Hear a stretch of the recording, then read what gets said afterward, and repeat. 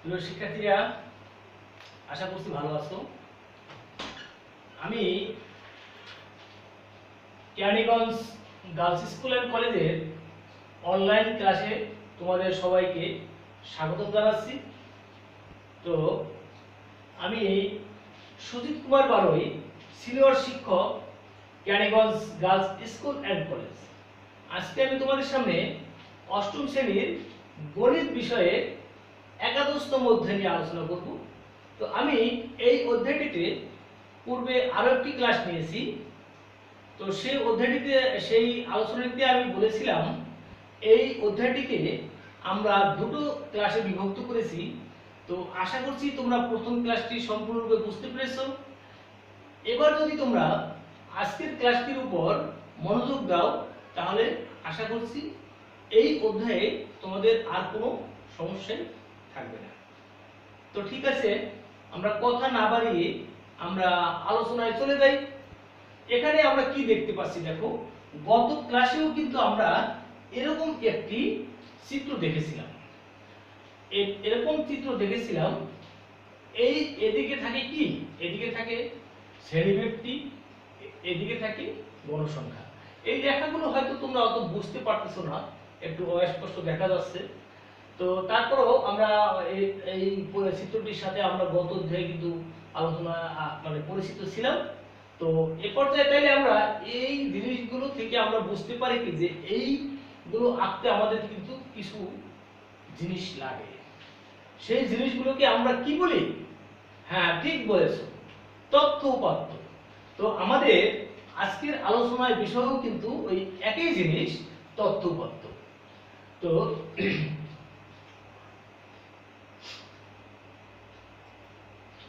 তো এই আজকের পাঠটি যদি আমরা ভালোভাবে শিখতে পারি, তাহলে দেখো আমরা কি করতে পারবো। কেন্দ্রীয় প্রবণতা ব্যাখ্যা করতে পারবো। এখানে গত আলোচনাটিতে যেহেতু আমরা কিছু নতুন কথা কিন্তু আমরা জেনেছিলাম, আমাদের সামনে এসেছিল, আবার আজকের আলোচনায় কিন্তু সেই একই আবার কিছু নতুন আলোচনা এসেছে। গাণিতিক সূত্রের সাহায্যে গড়, মধ্যক ও প্রচুরক নির্ণয় করতে পারবো। আমরা গত অধ্যায়ে যেহেতু গড় নিয়ে আমরা আলোচনা করেছি, সরাসরি গড় এবং গণসংখ্যা নির্বাচনের সারণী থেকে গড়, তো এই জিনিসটিকে আমরা আজকে অত আলোচনা করব না। আমরা মধ্যক ও প্রচুরক নিয়ে আমরা বেশি আলোচনা করব। সমস্যা সমাধান করতে পারবে, আয়তলেখ ও পাইচিত্র অঙ্কন করতে পারবে, তো ক্রমযোজিত গণসংখ্যার সারণী তৈরি করতে পারবে। তো আসলে প্রথম ক্লাসটি আর আজকের ক্লাসটি, এই দুটো ক্লাসকে যদি তোমরা একসাথে করো, তাহলে দেখা যাবে যে এই অধ্যায়ের সমস্ত জিনিসগুলো তোমাদের আমি আলোচনার ভিতরে আনার চেষ্টা করেছি। তো ঠিক আছে, দেখি আজকে আসলে আসলে আমাদের লেখাপড়ার একটু বিঘ্ন ঘটছে। লকডাউনের কারণে সরকার বারবার লকডাউন বাড়িয়ে দিচ্ছে। তো তারপরেও আমরা চেষ্টা করছি তোমাদের জন্য যত দূর করা যায় সর্বোচ্চ কিন্তু আমরা চেষ্টা করে যাচ্ছি। তো এখন আমরা চেষ্টা করলে হবে না, তোমাদেরও কিন্তু চেষ্টা করতেই হবে। তো দেখি আজকে আলোচনার বিষয় কি আছে। তো কেন্দ্রীয় প্রবণতা আসলে জিনিসটি কি? দেখো, আমরা বিভিন্ন তথ্য উপাত্ত বিশ্লেষণ করলে দেখতে পাই যে উপাত্তসমূহ মাঝামাঝি বা কেন্দ্রের দিকে পুঞ্জীবিত হয়। অর্থাৎ তথ্যগুলো সবচেয়ে কম যে আমরা যদি একটা পরীক্ষার নম্বর বিবেচনা করি, 10 জন বা 20 জন পরীক্ষার্থীর নম্বর, তাহলে দেখবো যে একবারে কম নম্বর বেশি মানুষ পায়নি, আবার সবচেয়ে বেশি নম্বর পায়নি, মাঝামাঝির দিকে নম্বরগুলো কিন্তু বেশি স্টুডেন্ট পেয়ে থাকে। তো সেই জিনিসটি আসলে কেন্দ্রীয় প্রবণতা, অর্থাৎ নম্বরগুলোর যে মাঝামাঝি দিকে অবস্থান করার প্রবণতা, সেটিকে আমরা আসলে কেন্দ্রীয় প্রবণতা বলবো। অর্থাৎ আমরা বিভিন্ন তথ্য উপাত্ত বিশ্লেষণ করলে দেখতে পাই যে উপাত্তসমূহ মাঝামাঝি বা কেন্দ্রের দিকে পুঞ্জীবিত হয়। মাঝামাঝি বা কেন্দ্রের মানের দিকে উপাত্তসমূহ পুঞ্জীবিত হওয়ার প্রবণতাকে কেন্দ্রীয় প্রবণতা বলে। সাধারণভাবে কেন্দ্রীয় প্রবণতার পরিমাপক হলো তিনটি, যথা গড়, মধ্যক ও প্রচুরক। তাহলে কেন্দ্রীয় প্রবণতার পরিমাপক কয়টি? তিনটি। কি? গড়, মধ্যক ও প্রচুরক। এখন গড় তো আমরা আগের ক্লাসে বলছি যে গড় আমরা কিন্তু প্রথম ক্লাসটিতে আলোচনা করেছি। তো মধ্যক নিয়ে আলোচনা করি। তো মধ্যক মানে কি? মধ্যক কথাটা বললেই কিন্তু আমরা একটু জিনিস বুঝতে পারি যে মাঝে, অর্থাৎ মাঝে থাকে যে সংখ্যাটি বা যে মানুষগুলো, আমরা যদি 10 জন বা 15 জন লোক আমরা সিরিয়াল সাজাই, তাহলে মাঝে যে থাকে তাকেই তো মধ্যক বলি। তো এখানেও কিন্তু সেই একই কথা। দেখো এখানে গণিতের ভাবে আমরা কিভাবে লিখতে পারি সংখ্যাটা। দেখো উপাত্তগুলোকে মানের ক্রমানুসারে, এখন মানগুলো তো আমরা আগেই ক্লাসে দিয়ে এনেছি কি মান, অর্থাৎ উপাত্তগুলো বিন্যস্ত থাকতে পারে আবার অবিন্যস্ত থাকতে পারে। তো এক্ষেত্রে আমাদের মধ্যক নির্ণয় করতে হলে কিন্তু মানের ক্রম করতে হবে, হয় ছোট থেকে বড় অথবা বড় থেকে ছোট। একটা ক্রমে সাজালে যে উপাত্তগুলোকে যে মানটি উপাত্তগুলোকে সমান দুই ভাগে ভাগ করে সেই মানটি কি আমরা বলবো আসলে মধ্যক। মধ্যকটা আসলে তাহলে কি, আমরা যদি কোনো কতগুলো উপাত্ত থাকে আমাদের এলোমেলো থাকে, সেই উপাত্তগুলোকে যদি আমরা বিন্যস্ত করি, অর্থাৎ ছোট থেকে বড় সাজাই অথবা বড় থেকে যদি ছোট সাজাই, তাহলে আমরা ওই নম্বরগুলোকে কোনো একটা বা দুটো মানে দেখবা সমান দুই ভাগে বিভক্ত করতে পারি। তো যদি বিজোড় সংখ্যা হয় তাহলে কিন্তু আবার কি হবে, একটি নম্বরেই সম্পূর্ণ মানগুলোকে দুই ভাগে ভাগ করবে। আবার যদি জোড় সংখ্যক উপাত্ত হয় তাহলে কিন্তু দুটি মানে আবার সবগুলোকে ভাগ করবে। ওই যে মাঝের একটি বা দুটি মান, ওই মান দুটোকে বলবো আমরা মূলত মধ্যক। তো দেখো এখানে তোমাদের জন্য আমি একটি উদাহরণ দিয়েছি। দেখো 8, 9, 10, 11, 12 এইরকম কতগুলো নম্বর রয়েছে। এখন এক্ষেত্রে দেখো এখানে কয়টি নম্বর রয়েছে, দেখো 1, 2, 3, 4, 5, 6, 7, 8, 9, 10, 11, 12, 12টি নম্বর রয়েছে, তাই না? তাহলে কিন্তু দেখো এখানে এই দেখো এই পর্যন্ত কিছু 1, 2, 3, 4, 5টি, আবার এই পাশে 1, 2, 3, 4, 5টি, অর্থাৎ এখানে এই দুটো সংখ্যাই কিন্তু মাঝে। তাহলে এক্ষেত্রে অর্থাৎ জোড় সংখ্যার বেলায় কি হয়, দেখো 13 যোগ 15, অর্থাৎ মাঝামাঝি যে দুটো সংখ্যা তাদের গড় সাংখ্যিক মান, অর্থাৎ এই দুটোকে যদি আমরা ভাগ করি 14 দেখতে পাবো। দেখা যাচ্ছে উপরে 12টি সংখ্যা রয়েছে যাহা একটি জোড় সংখ্যা, তাই না? 12টি সংখ্যা রয়েছে। তো এখানে দেখো এই যে আমি তোমাদের আরেকটু ভালোভাবে বুঝিয়ে দেওয়ার জন্য এখানে ঘর তৈরি করেছি। এই ঘরের ভিতরে কয়টি আছে? 5টি নম্বর আছে। এই ঘরের ভিতরে 5টি, মাঝামাঝি আসলে কিন্তু দুইটা নম্বর রয়েছে, তাই না? দুইটি নম্বর রয়েছে। তাহলে এক্ষেত্রে মধ্যক হবে আসলে কত? 14। 14 কিন্তু আসলে এখানে নেই, কিন্তু সূত্রের মাধ্যমে যেহেতু করতেছি এরকমই হবে। তো আবার দেখো এখানে আবার 3, 4, 5, 6, 7, 8, 9, 10, 11, এখানে আবার কতগুলো নম্বর তোমাদের জন্য আমি আরেকটি উদাহরণ দিয়েছি। সংখ্যাগুলোকে লক্ষ্য করলে দেখা যায় এখানে 9টি সংখ্যা রয়েছে। এখানে গুণলে 9টি সংখ্যা রয়েছে যা একটি বিজোড় সংখ্যা। তো আগে আমরা দেখেছিলাম কিন্তু জোড় সংখ্যা, তাই না? এখানে আগে ছিল জোড় সংখ্যা 12টি সংখ্যা, এখানে কিন্তু 9টি সংখ্যা, একটি বিজোড় সংখ্যা, তাই না? যা একটি বিজোড় সংখ্যা। এবং 7 সংখ্যাটি এই দেখো এখানেও কিন্তু একটা জিনিস রয়েছে যে এই 7-এর এই পাশে বাম পাশে 1, 2, 3, 4 চারটি নম্বর রয়েছে, আবার ডান পাশে 1, 2, 3, 4 চারটি নম্বর রয়েছে। তার মানে এই 7 সংখ্যাটি কিন্তু সমস্ত নম্বরগুলোকে দুই ভাগে বিভক্ত করেছে। তো সমান দুই ভাগে ভাগ করেছে। সুতরাং এখানে দেখো ওই পদটি আসলে তাহলে কততম পদ? 1, 2, 3, 4, 5 নম্বর পদ, তাই না? পঞ্চম পদ বা মধ্যপদের মান হলো পঞ্চম পদটি কি? 7। এখানে মধ্যক তাহলে কত হবে? দেখো এখানে আমরা করেছি যতগুলো পদ রয়েছে, কয়টি পদ ছিল? 9টি পদ, তাই না? 9টি পদ। 9টি পদ ওর সাথে 1 যোগ করে 2 দ্বারা ভাগ করলে যত হবে অততম পদই হলো তোমার কি? অততম পদই হলো মধ্যক। দেখো এখানে দেখো তাহলে 5, পঞ্চম পদই হলো 7, এটি হলো মধ্যক। উপরে আলোচনা থেকে আমরা বলতে পারি n সংখ্যক, দেখো এখানে ছিল কয়টি? 9টি। আগের উদাহরণটি ছিল কয়টি? 12টি। ওই 12 বা 9 এগুলোকে আমরা যদি না জানি, অজ্ঞাত থাকে, তাহলে ওটিকে আমরা কি করব? n দ্বারা প্রকাশ করব। n সংখ্যক উপাত্ত যদি থাকে এবং n যদি জোড় সংখ্যা হয় তবে মধ্যক হবে n/2 তম ও n/2 + 1 তম পদ দুইটির সাংখ্যিক মানের গড়, অর্থাৎ মাঝের দুইটা পদের গড়। আর মাঝের দুইটা n মানে কি? n 20টা 50টা নাম্বার হতে পারে, তাই ওটা যদি জোড় হয় তাহলে আমরা এই সূত্রটি অ্যাপ্লাই করব। আবার যদি বিজোড় হয় তাহলে দেখো এই যে এখানে যে কথাটি লিখেছিলাম, দেখো n যোগ 1, n যোগ n মানে 9 যোগ 1/2 এততম পদের সাংখ্যিক মান। তাহলে যদি n সংখ্যক উপাত্ত থাকে এবং সেই n যদি জোড় হয় তাহলে আমরা একটা সূত্র পেলাম, আবার n যদি বিজোড় হয় তাহলেও কিন্তু আরো একটি সূত্র আমরা পেলাম। তো ঠিক আছে, এবারে দেখি কি আছে। এবার আমরা দেখি প্রচুরক। আমাদের কথার ভিতরে ছিল গড় আমরা বুঝতে পারবো, মধ্যক বুঝতে পারবো, প্রচুরক বুঝতে পারবো। তো গড় তো আমরা আগে জেনেছি, মধ্যক এইমাত্র জানলাম। এখন প্রচুরক। প্রচুরক মানে কি? যে সংখ্যাটি সবচেয়ে মানে বারবার আমাদের ভিতরে আলোচনার ভিতরে আসবে। কোন সংখ্যা যদি বারবার আসে, কোন সংখ্যা যদি বারবার আসে, তাহলে সেই সংখ্যাটিকে আমরা প্রচুরক বলবো, অর্থাৎ যে সংখ্যাটি বেশিবার আসে। দেখো, কোন উপাত্তে যে সংখ্যাটি সবচেয়ে বেশিবার থাকে তাকে প্রচুরক বলে। মনে করি এখানে কতগুলো সংখ্যা রয়েছে, দেখছো কয়টি? 1টি, 2টি, 3টি, 4টি, 5টি, 6টি, 7টি, 8টি, 9টি, 10টি, 11টি, 12টি, 13টি, 14টি নম্বর রয়েছে একটি উপাত্ত, অর্থাৎ এই 14টি নম্বর রয়েছে।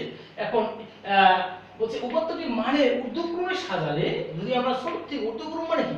ছোট থেকে বড়, ছোট থেকে বড় ক্রমে যদি আমরা সাজাই, তাহলে আমরা দেখতে পাই কি? দেখো, এই ছোট থেকে বড় সাজালে আমরা দেখতে পাই এখানে 11 সংখ্যাটি দেখো 1 2 3 4 চারবার রয়েছে। আর কিন্তু এতবার কোন সংখ্যাই নেই, এতবার কিন্তু আর কোন সংখ্যাই নেই। তার মানে সবচেয়ে বেশিবার রয়েছে কি? 11। তাহলে এই সংখ্যাগুলোর মধ্যে বা উপাত্তগুলোর মধ্যে, আমাদের এই উপাত্তটির মধ্যে কি আছে? 11 সংখ্যা সবচেয়ে বেশি, সুতরাং প্রচুরক হবে 11। দেখো, দেখা যায় যে 11 সংখ্যাটি সর্বাধিক 4 বার উপস্থিত। যেহেতু 11 সংখ্যাটি সর্বাধিক বার রয়েছে, তাই এখানে 11 হলো উপাত্তগুলোর প্রচুরক। তো আশা করি তোমরা প্রচুরক বুঝতে পেরেছো, মধ্যক বুঝতে পেরেছো। এই পর্যায়ে আমরা কি আলোচনা করব? আসলে তাহলে আমরা এই এই এই অধ্যায়টিতে আসলে কি কি আমরা জানলাম? দেখো, আগে জেনেছি গড়, এখন জানলাম মধ্যক এবং প্রচুরক। আর কতগুলো জিনিস আছে। এখন মধ্যক আমরা কিভাবে বের করি, প্রচুরক বা কিভাবে বের করে, সেই জিনিসগুলো নিয়ে আমরা আলোচনা করি। তো এখানে একটি উদাহরণ দেওয়া হয়েছে। দেখো, নিচে একটি সারণী দেওয়া হলো উপাত্তগুলোর আয়তন। এবারে আমরা আয়তলেখ নিয়ে আলোচনা করব। তাহলে আয়তলেখ কিন্তু আমরা যখন পাঠ ঘোষণা করেছিলাম, তখন কিন্তু একটি চিত্র তোমাদের আমি দেখিয়েছিলাম, সেটি কিন্তু আয়তলেখ। সেই আয়তলেখটি কিভাবে আঁকে সেইগুলো এখন আমরা জানার চেষ্টা করছি। তো ঠিক আছে, দেখি কিভাবে করা যায়। দেখো, এখানে কতগুলো তথ্য দেওয়া রয়েছে। দেখো, প্রাপ্ত নম্বর, কিছু সংখ্যক স্টুডেন্টের নম্বরের, এইগুলি হলো নম্বরের ব্যবধান, অর্থাৎ 6 থেকে 10 এর মধ্যে আছে 5 জন, 11 থেকে 15 এর ভিতরে আছে 17 জন, এরকম এগুলি আছে। এগুলো হলো গণসংখ্যা, এগুলো হলো নম্বরের ব্যবধান বা শ্রেণী ব্যবধান আমরা বলবো। এখন বলছে এই উপাত্তগুলোর একটি আয়তলেখ আঁকতে হবে। আয়তলেখ দৃষ্টি কি? দেখো, গণসংখ্যা নিবেশনের একটি লেখচিত্র হচ্ছে আয়তলেখ। গণসংখ্যা নিবেশনের একটি লেখচিত্রই হচ্ছে আয়তলেখ। এই সংজ্ঞাটি কিন্তু আমাদের জানতে হবে। তো এবারে আয়তলেখ অঙ্কন কিভাবে করা হয়? দেখো, আয়তলেখ অঙ্কনের জন্য সব কাগজে x ও y অক্ষ আঁকা হয়। x অক্ষ বরাবর শ্রেণীব্যক্তি এবং y অক্ষ বরাবর গণসংখ্যা নিয়ে আয়তলেখ আঁকা হয়। তাহলে আমরা সমাধান অঙ্কে জেনেছি যে একটা গ্রাফে কি থাকে? x অক্ষ থাকে, y অক্ষ থাকে। তো x অক্ষ বরাবর আমরা এখানে শ্রেণীব্যক্তি নিব এবং y অক্ষ বরাবর আমরা কি নিব? গণসংখ্যা নিব। আয়তলেখের ভূমি হয় শ্রেণীব্যক্তি এবং উচ্চতা হয় গণসংখ্যা। এখন ছক কাগজে x অক্ষ বরাবর প্রতি ঘরকে, এখন দেখো যে গ্রাফ পেপারে কিন্তু প্রতি ঘরকে আমরা 1 ধরতে পারি, 2 ধরতে পারি, 10 20 ধরতে পারি। আমাদের অঙ্কে যেভাবে ধরার জন্য আমাদের সুবিধা হয়, যা ধরলে সেটি আমরা ধরব। তো এখানে আমাদের প্রতি ঘরকে প্রকৃত শ্রেণীর সীমানা 1 একক, এখানে কিন্তু প্রকৃত একটা কথা রয়েছে, এবং y অক্ষ বরাবর প্রতিটি ঘরকে গণসংখ্যার 1 একক ধরে আয়তলেখ আঁকা হবে। আমি যে আয়তলেখটি আঁকবো, প্রতি ঘরের মান আমরা 1 শুরু করব। মূলবিন্দু থেকে 5.5 পর্যন্ত একটু ভাঙা ভাঙা দাগ আছে দেখবো আমরা, দিয়ে ওখানে যে কতগুলো সংখ্যা রয়েছে সেগুলো এখানে বোঝানো হয়েছে। দেখো, প্রাপ্ত নম্বরের আয়তলেখ অঙ্কনের জন্য প্রয়োজনীয় এখানে কিন্তু ওখানে যে নম্বরগুলো ছিল, সেই নম্বর দ্বারা যদি আমরা আয়তলেখ অঙ্কন করি, তাহলে কিন্তু এখানে একটি সারণী তৈরি করতে হবে। প্রাপ্ত নম্বর আয়তলেখ অঙ্কনের জন্য প্রয়োজনীয় সারণী, এই সারণী আমাদের লাগবে। এই ডিফারেন্সটি কিন্তু আমাদের ছিল শ্রেণী ব্যবধান। এটি কিন্তু প্রকৃত শ্রেণী ব্যবধান নয়। এই দেখো প্রকৃত শ্রেণী ব্যবধান করতে হয়েছে কি জানো, এই কোনাকুনি যোগ করে এই সংখ্যা যদি যোগ করি তারপরে 2 দিয়ে ভাগ করলে যা হবে তা এই দুই জায়গায় ওই একই সংখ্যা লিখতে হবে।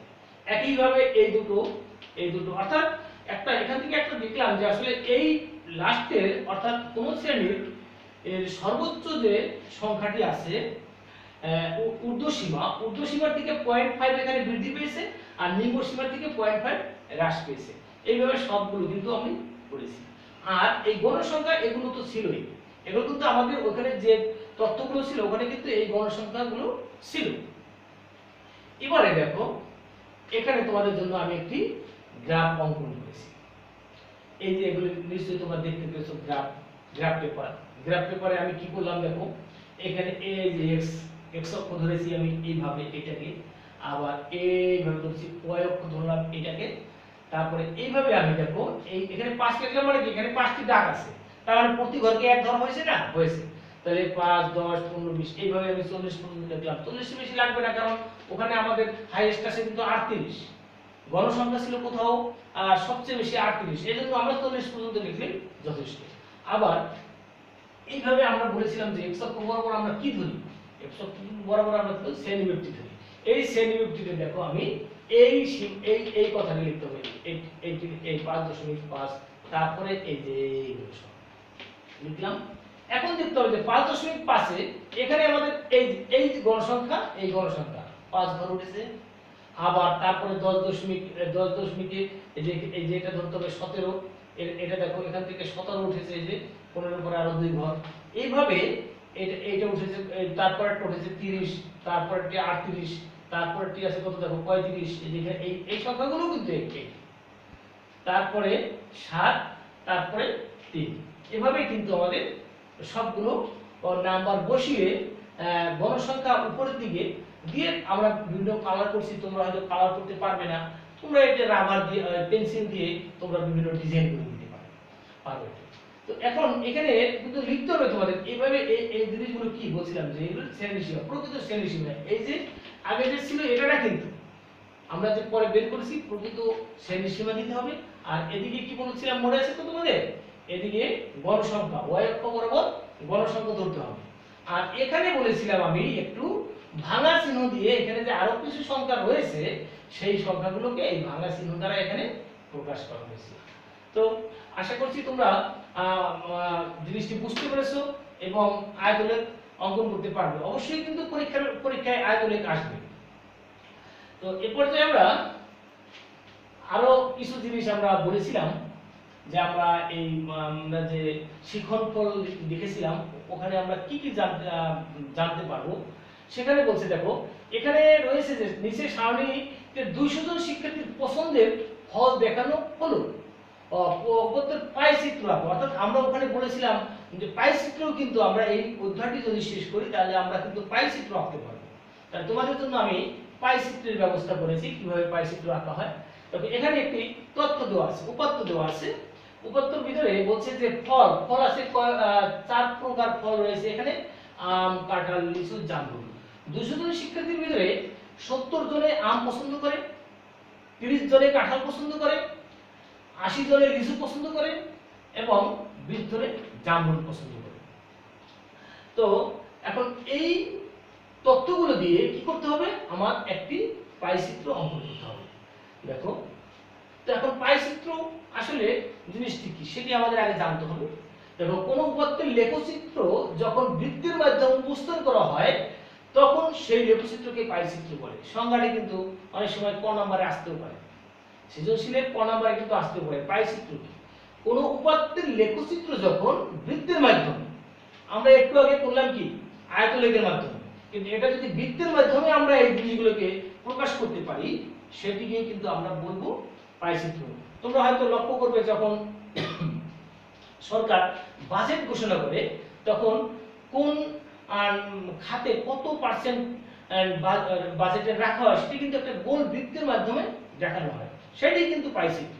তো সেটি হয়তো আমরা দেখি কিন্তু অত বুঝতে পারি না, অনুধাবনও করি না যে কি দিছে। তোমরা যদি আজকের পাঠটি ভালোভাবে আয়ত্ত করো তাহলে কিন্তু ওই এরপরে বাজেটে যখন আসবে তখন কিন্তু তোমরা পেপার দেখলে বুঝতেই পারবে যে তাহলে জিনিসটি কি। ঠিক আছে, তাহলে দেখো, তাহলে কোনো উপাত্তের লেখচিত্র যখন বৃত্তের মাধ্যমে উপস্থাপন করা হয় তখন সেই লেখচিত্রকে পাইচিত্র বলে। সুতরাং পাইচিত্র হচ্ছে বৃত্তাকার লেখচিত্র। আমরা জানি বৃত্তের কেন্দ্রের সৃষ্ট কোণ 360 ডিগ্রি থাকে। সবসময় বৃত্তের কেন্দ্রে যে কোনো বিন্দুতে তো 360 ডিগ্রি থাকে। উপরে বর্ণিত উপাত্ত 360 ডিগ্রি এর অংশ হিসেবে উপস্থাপন করা। এখন দেখো 360 ডিগ্রিকে আমাদের এখানে এই সব এটা 200 জন, 200 জনে কিন্তু 360 ডিগ্রি। এখানে যদি 500 স্টুডেন্ট থাকতো তাহলে কিন্তু 360 ডিগ্রি হবে কেন্দ্রে। কেন্দ্রের মানের কোনো চেঞ্জ হবে না। দেখো, তাহলে আমরা বলতে পারি, দেখো, আমদলে আছে কতজন? 70 জন। তাহলে 70 জন স্টুডেন্টে তোমার কেন্দ্রে কতটুকু কোণ পাবে? তাহলে দেখো 70 ভাগ হলো 200, অর্থাৎ এই এক দলে যতগুলো লোক আছে ওই লোককে টোটাল লোক দিয়ে, পুরো লোক দিয়ে আমরা ভাগ দিয়েছি, গুণ দিয়েছি কি 360, অর্থাৎ কেন্দ্রে যে কোণটি থাকে। এখন এটাকে যদি কাটাকাটি করো, গুণন করার পরে 126 ডিগ্রি, অর্থাৎ 360 ডিগ্রির মধ্যে তোমার আম দলের লোকেরা পাবে কত? আম দলের লোকেরা পাবে 126 ডিগ্রি করে। এরপরে আছে কি কাঁঠাল। কাঁঠাল দলে আছে কত? 30 জন। তা 30 জন লোকে তাহলে কত ডিগ্রি কোণ পাবে? ওই একই ভাবে দেখো, এখানে শুধু ডিফারেন্স আছে কোনটা? এই সংখ্যাগুলো। এখানে ছিল 70, এখানে 70, এখানে 30, এখানে 30 তো কাটাকাটি করলে তারপরে 54 হবে। তো আবার তারপরে লিচু দলে দেখো, লিচু দলে 80 জনের জন্য কোণ হলো এই যে এখানে চেঞ্জ হয়েছে, আর বাকিগুলো ঠিক আছে, 144 ডিগ্রি। এরপরে জামরুল দলে 20 জনের জন্য কোণ হলো কত? এখানে শুধু 20 হবে, 36 ডিগ্রি। তাহলে আমরা এই কোণগুলো দেখো, এই কোণগুলো কিন্তু যোগ করলে অবশ্যই কত হবে? 360 ডিগ্রি, কারণ আমরা 360 ডিগ্রিকে কিন্তু বিভক্ত করেছি, তাই না? 360 ডিগ্রিকে আমরা বিভক্ত করেছি। তাহলে এইগুলো যোগ করে দেখবে অবশ্যই তোমরা 360 ডিগ্রি পাবে। যদি না পাও, কম বেশি হলেই বুঝতে হবে যে কোথাও কোনো গন্ডগোল রয়েছে। তো এবারে দেখি আমরা ওই তথ্যগুলো দিয়ে ওই যে কোণের মানগুলো আমরা পেলাম, অর্থাৎ আম দলে কত ডিগ্রি কোণ, জাম দলে কতগুলো, জামরুলে কত, লিচু, কাঁঠাল, এই যে ফলগুলো ছিল, এই ফলগুলো ওই কোণের জন্য আমরা একটা পুরো বৃত্তকে আমরা ওই কোণের অংশ হিসেবে ভাগ করে দেব। ব্যাস, হয়ে গেল পাইচিত্র। তো দেখি, এই দেখো, আমি একটি বৃত্ত এঁকেছি। বৃত্তটি এখন এটা আসলে হাতে কলমে আঁকতে হবে কিভাবে? এটা তো কেন্দ্র, তাই না? এই কেন্দ্র থেকে যে কোনো দিকে একটি তুমি দাগ দেবে, যে কোনো দিকে দাগ দেবে। তোমাদের নিশ্চয়ই জ্যামিতি বক্সের ভিতরে একটি চাঁদা রয়েছে। তো চাঁদার এখানে দেখো মাঝ বরাবর এখানে ধরে আর 0 ডিগ্রি এখানে ধরবে, তারপরে যত ডিগ্রি কোণ হবে এখান থেকে 0 থেকে শুরু করে। দেখো চাঁদায় কিন্তু ভিতরে আর বাইরে দুই দিক থেকে কোণগুলো লেখা আছে। তুমি যদি বাইরের দিকে ধরো তাহলে এখান থেকে বাইরে এদিকে আসবে। তো এই অংশটিতে আমাদের আমের জন্য ছিল কত? 126 ডিগ্রি। তাহলে এখান থেকে দেখবা যে চাঁদায় এই 126 ডিগ্রি পর্যন্ত একটা ফোঁটা দিয়ে তারপরে ওই ফোঁটা থেকে কেন্দ্র পর্যন্ত যোগ করলে যে অংশটি পাবে ওটি হলো আমের জন্য বরাদ্দ রয়েছে। দেখো 126 ডিগ্রি, ঠিক আছে? একইভাবে তো এখানে এই দাগ থেকে আবার শুরু করব গণনা। চাঁদা আবার এখানে মিডল পয়েন্ট রেখে আর 0 ডিগ্রি যে দাগ বরাবর যে একটা দাগ থাকে ওই দাগটি এখানে দিই। আবার আমরা এদিকে 54, অর্থাৎ কাঁঠালের জন্য দেখেছিলাম আমরা 54 ডিগ্রি কোণ বরাদ্দ রয়েছে। তো 54 পর্যন্ত আমরা একটু ফোঁটা দিয়ে তারপর আবার কেন্দ্রের সাথে যোগ করলাম, যোগ হয়ে গেল কাঁঠাল। তারপরে লিচু সবচেয়ে বেশি মানুষ পছন্দ করে, 80 জন। এখানে 80 জনের জন্য দেখলাম আমরা হিসাব করে কত পেয়েছিলাম? 144 ডিগ্রি। তো আমরা এখানে যদি আবার কি করলাম, এই দাগটি এখানে চাঁদার 0 ধরবে, একদম মিডল পয়েন্ট ধরবে, তারপরে এইভাবে 0 যে দাগটি রয়েছে সেই দাগটি এই দাগ বরাবর দিয়ে এখান থেকে আবার গণতি শুরু করে গণনা করতে করতে কোথায় 144 পর্যন্ত একটি ফোঁটা দেবে। সেখান থেকে আবার যদি কেন্দ্রের সাথে যোগ করো তাহলে কিন্তু তুমি লিচু হয়ে যাবে। তারপরে বাকি যে কোণটুকু আছে এটুকু আর মাপতে হবে না, কারণ একটিই আছে। তুমি মেপে দেখবে যে 36 ডিগ্রি কোণ রয়েছে, 36 ডিগ্রি কোণ পেবে। তাহলে হয়ে গেল আসলে আমাদের পাইচিত্র অঙ্কন করা। তো এভাবে আসলে পাইচিত্র অঙ্কন করতে হয়। দেখো এখানে প্রাপ্ত কোণগুলো 360 ডিগ্রির অংশ হিসেবে আঁকা হলো, যা উপরে বর্ণিত পাইচিত্র। তো ঠিক আছে, তো আমরা আজকে যে আলোচনা করলাম এই আলোচনা এবং পূর্বের ক্লাসের আলোচনা, এই দুটি আলোচনাকে যদি তোমরা একত্রিত করো তাহলে একাদশ অধ্যায়ে তোমাদের আর কোনো সমস্যা থাকবে না। তো ঠিক আছে, তোমাদের সবার সুস্বাস্থ্য কামনা করে আজকের ক্লাস শেষ করার আগে আরেকটু আলোচনা দেখি। তো আমাদের হাতে মনে হয় একটু টাইম রয়েছে, তো দেখি আর একটু কি রয়েছে দেখি। তো 50 জন শিক্ষার্থীর দৈনিক সঞ্চয় নিচে দেওয়া হলো। আরেকটা জিনিস হয়েছিল, হ্যাঁ, তোমাকে কর্মযোজিত গণসংখ্যা সারণী, এটা একটি সহজ জিনিস, ছোট একটু আলোচনা। দেখো দেখো এখানে একটি তথ্য আমাদের রয়েছে, এখান থেকে আমরা কিভাবে কর্মযোজিত তথ্য আমরা কর্মযোজিত গণসংখ্যা নির্বাচন সারণী তৈরি করতে পারি, খুব সহজেই আমরা পেয়ে যাব। 50 জন শ্রমিকের দৈনিক সঞ্চয় দ্বারা কর্মযোজিত গণসংখ্যার সারণী নিম্নে দেওয়া হয়। তো এখানে কিন্তু এই যে এইখানে যোগ করলে কিন্তু 50 জন হবে। তো এখানে আমি একটি চার্ট তৈরি, আবার একটি সারণী তৈরি করেছি। দেখো এখানে সঞ্চয়, টাকা, গণসংখ্যা, কর্মযোগ। সঞ্চয় হলো কি, এই যে আমাদের এই যে শ্রেণী ব্যবধান, এই জিনিসগুলো এখানে দেখো, ওই জিনিসগুলো আমি ডাইরেক্ট এই জিনিসগুলো লিখেছি এখানে এখানে লিখেছি। এখন গণসংখ্যা মানে এই জিনিসগুলো, তাই না? গণসংখ্যা হলো এই জিনিসগুলো, এখানে আমরা এই পর্যন্ত লিখলাম। দেখো 6, তারপরে 8, তারপরে 13, তারপরে 10, 8, 5। এখন আমাদের বের করতে বলছে এই ব্ল্যাঙ্ক লাইনে, অর্থাৎ এই ঘরগুলোকে, ব্ল্যাঙ্ক ঘরগুলোতে কত হবে। ক্রমযোজিত মানে কি, এই কথাটিকে বিশ্লেষণ করলে আমরা ক্রমে ক্রমে যোগ, অর্থাৎ একটার সাথে একটা যোগ করতে। তাহলে এই 6 সংখ্যাটি আগে কোনো সংখ্যা নেই, প্রথম 6 যা ছিল তাই এখানে লিখব। এরপরে 6 লিখলাম। দেখো এখানে যোগ করলে তো 50 হবে, আমরা আগে বলছি যে 50 জন। তো এখানে এই 6 সংখ্যাটি এখানে লিখলাম। এই 6 এর সাথে এই 8, এটা যদি যোগ করো তাহলে 8 আর 6 কত? 14। তো এইখানে 14 লিখে দিলে হয়ে গেল। তারপরে এই 14 এর সাথে আবার পরের ঘরে কত? 13। 14 আর 13 কত? 27। তো ওইখানে হবে তাহলে 27। তো একই ভাবে এই 27 এর সাথে আবার এই 10 যোগ করলে কত হবে? 27 আর 10 37, এখানে 37। আবার 37 এর সাথে যদি 8 যোগ করি কত? 45, এখানে 45। তো 45 এর সাথে যদি 5 যোগ করি তাহলে 50। তো মনে রাখতে হবে, এখানে কিন্তু লক্ষণীয় হচ্ছে এখানে যে লাস্টের সংখ্যাটা আর এইখানে যে মোট সংখ্যা অবশ্যই এক হতে হবে, এক না হলে কিন্তু হবে না, এই দুটি অবশ্যই এক হবে। তো এটাই হলো ক্রমযোজিত কি বলেছিল আমাদের, দেখো ক্রমযোজিত গণসংখ্যা সারণী, এটিকেই বলা হয় ক্রমযোজিত গণসংখ্যা সারণী।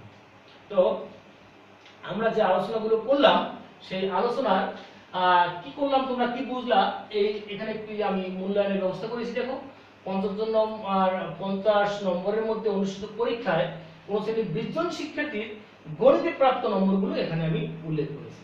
তো উপাত্তগুলো দেখি, একটু অঙ্ক, সম্পূর্ণ একটা অঙ্ক আমরা সৃজনশীল অঙ্ক দিয়েছি তোমাদের জন্য। উপাত্তের সংখ্যা যদি n জোড় ও বিজোড় সংখ্যা হয় তাহলে সূত্র, আমরা কিন্তু এই সূত্র দুটি সূত্রই আমরা লিখেছি, তোমরা আশা করি অবশ্যই তোমাদের মনে আছে। উপাত্তগুলো গড় নির্ণয় করতে পারবে, গড় তোমরা শ্রেণী ব্যবধান করেও করতে পারবে, আবার সরাসরি করতে পারবে। উপাত্তগুলোর মধ্যক প্রশ্ন, এই জিনিসগুলো কিন্তু আমি আলোচনায় এনেছি। তো অবশ্যই তোমরা এটি পারবে, বাড়িতে করবে। তো এ পর্যায়ে তোমাদের বাড়ির জন্য আমি একটু কাজ দিয়ে দিই। তো কোনো একটি সমস্যা সমাধানে 25 জন শিক্ষার্থী যে সময় লাগে, সবার তো কাজ করার স্পিড সমান থাকে না, কেউ লাগছে দেখো 22 মিনিট, কেউ 16 মিনিট, এইভাবে এই 25 জন শিক্ষার্থীর টাইমের কথাটা বলা আছে এখানে। তো শ্রেণী ব্যবধান 5 ধরে শ্রেণী সংখ্যা নির্ণয় করো, তারপরে কয়টি সংখ্যা হবে আমরা ওই যে পরিসর বের করে তারপরে শ্রেণী ব্যবধান 5 দিয়ে ভাগ করব। তারপরে শ্রেণী ব্যবধান 5 ধরে গণসংখ্যা নির্বাচন সারণী, এই জিনিসটিও আমি করে দিয়েছি। সারণী থেকে গড় নির্ণয় করতে হবে, অর্থাৎ গণসংখ্যা নির্বাচন সারণী থেকে। এটি তোমরা বাড়িতে অবশ্যই পারবে, কারণ আজকে আমি আলোচনার ভিতরে সম্পূর্ণ জিনিসটি আলোচনা করছি। তো ঠিক আছে, তোমরা আজকে আলোচনাটি অবশ্যই মনোযোগ সহকারে শুনছো। তো আশা করছি তোমরা বুঝতে পারছো এবং বাড়িতে আর চেষ্টা করলে বাকিটুকু করতে পারবে। তো আজ আর নয়, সবাইকে ধন্যবাদ জানিয়ে সুস্বাস্থ্য কামনা করে আজকের ক্লাস এ পর্যন্তই। ভালো থেকো, সুস্থ থেকো।